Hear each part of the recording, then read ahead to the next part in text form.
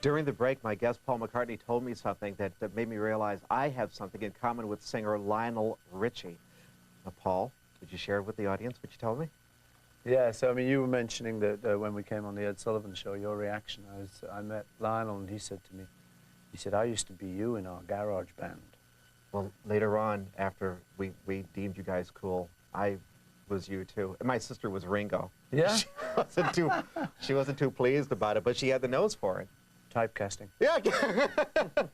We got married. That's one of the tunes on your new album, Flowers in the Dirt. Uh-huh.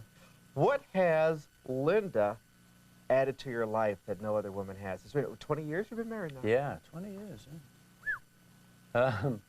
What has she added that no other one has? Well, I don't know. It's just,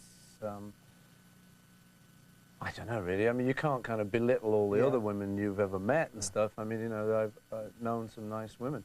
But, I mean, when you eventually get married to one like that, if you're lucky, and, you know, if you are kind of soulmates and stuff, then I suppose an intimacy, a kind of kindness, because that's what I like about her, you know. I like her personality. She's very kind of kind, she's a mad animal lover, for instance. What do you think you've added to hers?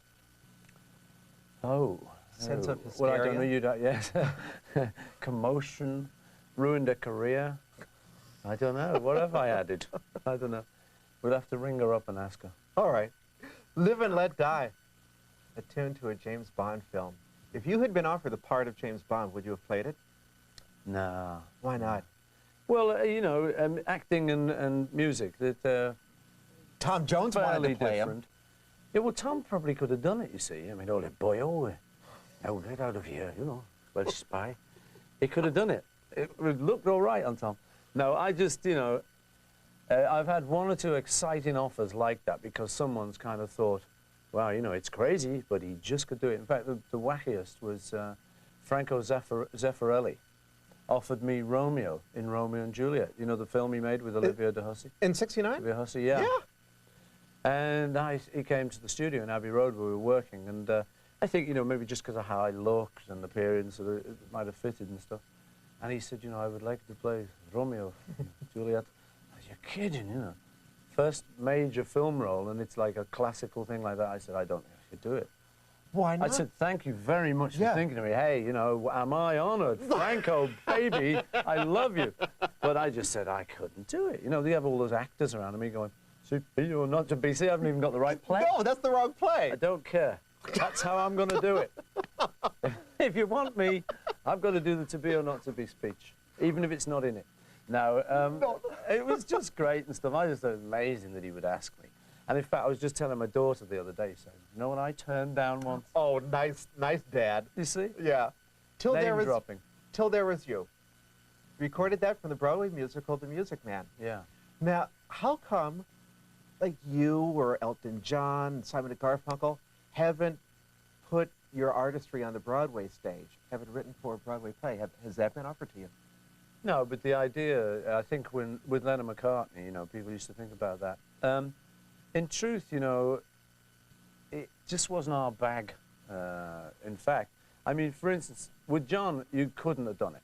He didn't like musicals. He just hated them, right? Yeah. He would walk out of them. Really? Yeah, you know, the best ones, you know, King and I, bloody hell, I'm not stopping with it. And he'd just go, like, you know. So, and, you know, I kind of know what he was talking about. It was the minute, it's like in South Pacific, the minute where there's the two of them, the lover and the girl, and he sort of goes... Some Enchanted Evening? It's something like that, and the fellow, I think Rosanna Brazzi, sort of goes, he doesn't move his lips, he sort of goes, I wonder what he's thinking over there. Then she sort of goes, ooh, I wonder what he's thinking. And John would go, bloody hell, I don't care what they think. And he'd be out, you know. So we would have never written a musical there. I would have thought it would have been here, you know, like Lucille Ball revolutionized TV situation comedy. Gershwin revolutionized jazz. And Marlon Brando and James Dean did the same thing for film acting in the 50s. And you and John did the same with music. I mean, you're in that category. Like Fred Astaire with dance on films. I would have thought you would have made a you know, would have gone over to Broadway like Gershwin did. But you can't stand the musicals. Well, no, actually, I'm not as bad as John. There are one or two musicals I quite like, you know, and stuff. But the form of it is very theatrical, and it's a little like what bothers me about opera. You go, what's he talking about? Anybody know? No, but it's great, isn't it? And, you know, it always bothered me that. And then people have the gall to turn around and say, you mumble your lyrics, we can't understand what you guys are talking about. So have you checked out any of these operas lately? Witten, struten, bruten, hotten, ja, mit what? You go, what's he talking about there? I don't know. But he looks great. Look at the sets. Feel the width. You know, so I've always had a problem with that kind of thing. I like just a bit of soul music, keep it earthy for me. You know, that's where I like it.